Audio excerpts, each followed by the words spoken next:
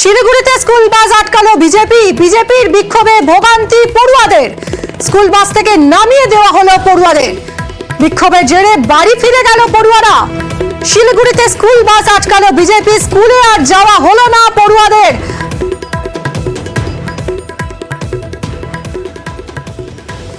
বিজেপির ডাকে 12 ঘন্টার বাংলা বন্ধ। আর শিলিগুড়িতে স্কুল বাস থেকে পড়ুয়াদের জোর করে নামিয়ে দেওয়া হলো। স্কুলে যেতে পারলো না পড়ুয়ারা, বাড়ি ফিরে গেল তারা। পথে নেমেছেন বিধায়ক শঙ্কর ঘোষ, বিজেপি বিধায়ক শঙ্কর ঘোষ। স্কুল বাস আটকে পড়ুয়াদের নামিয়ে দেওয়া হলো শিলিগুড়িতে।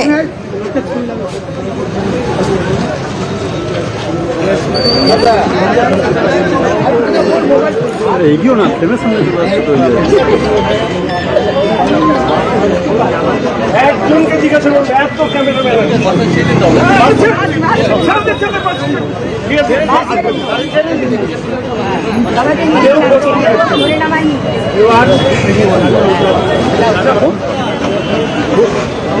একজনকে জিজ্ঞাসা করবো, এত ক্যামেরাম্যান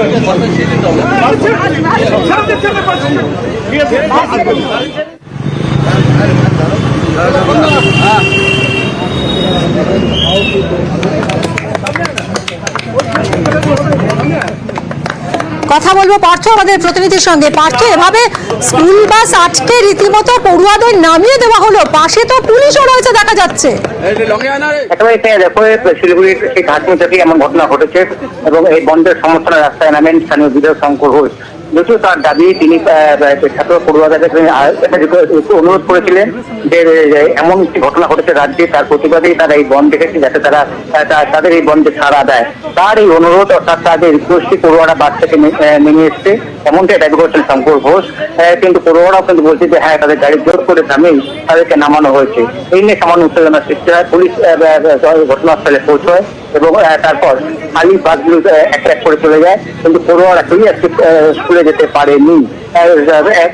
একটি দুটি নয়, 4 থেকে 5টি স্কুল বাসকে আটকে দেওয়া হয়েছে।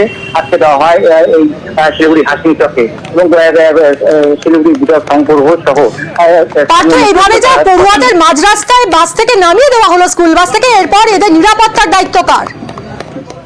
এদের নিরাপত্তার দায়িত্বটা পুলিশ যেমন দেখতে পাশাপাশি এটা স্কুল কর্তৃপক্ষের সঙ্গে কথা বলে, নিজেদের অভিভাবকদের সঙ্গে কথা বলে তারা কিন্তু তারা ধীরে ধীরে বাড়ির দিকে ফিরে যায় এবং স্বাভাবিকভাবে গোটা ঘটনা নিয়ে কিন্তু উত্তেজনা তৈরি হয়েছিল ওই হাসপাতাল থেকে। যদিও এখন পরিস্থিতি শান্ত, কোনো বাসগুলি সব স্কুল পড়ুয়ারা ভিতরে তারা বাড়ির দিকে তারা চলে গেছে। তারা নিজেদের স্কুল কর্তৃপক্ষ এবং অভিভাবকদের সঙ্গে কথা বলেই কিন্তু তারা নিজেদের বাড়ির দিকে ফিরে গেছে।